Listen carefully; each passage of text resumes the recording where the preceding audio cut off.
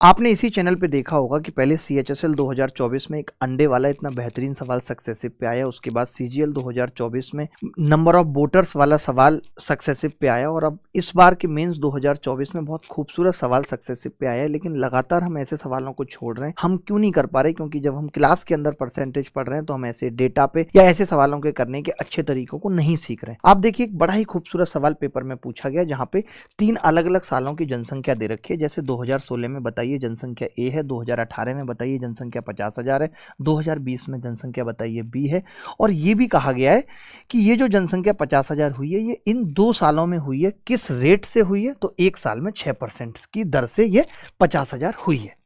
और उसके बाद ये B हो जाएगी। आपसे B और A का अंतर पूछा है।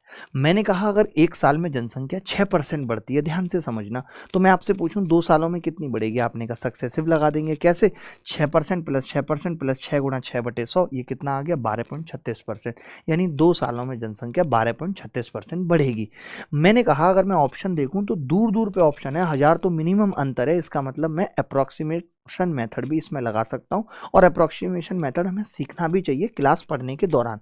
अब आप देखेंगे कि 12.36% को मैंने लगभग मान लिया 12.5%, थोड़ा बढ़ा दिया। तो मैंने कहा ये कितना आ गया जी? ये मुझे पता होता है 1/8।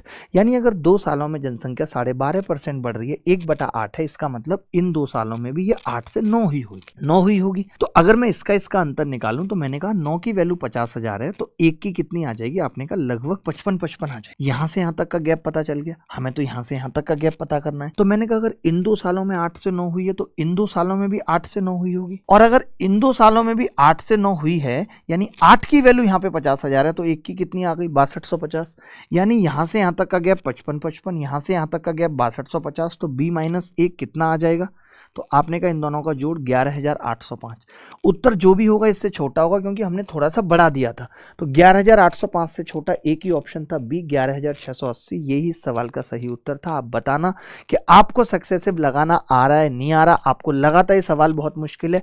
अगर ये सवाल में और भी ऑप्शन नजदीक होते तो भी कोई बड़ी बात नहीं थी, हम 12.3 कर लेते या इसको 12.4 कर लेते और हमें दिक्कत नहीं आती। क्यों? क्योंकि इसका 12.4% निकालना तो आसानी था।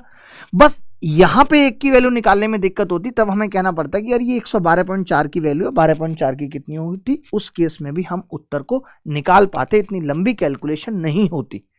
तो मैं ऐसे ही तरीके सिखाता हूं। आजकल क्लास में जो मेरे पढ़ाने का तरीका है वो यही है कि क्लास के अंदर जब आप कोई भी टॉपिक पढ़ाओ तो बच्चे को अप्रोक्सीमेशन मेथड, डिजिटल सम, कहां कब कौन सा तरीका लग सकता है वो सब एक साथ बताकर चलो, बाद में अलग से वक्त नहीं मिलता।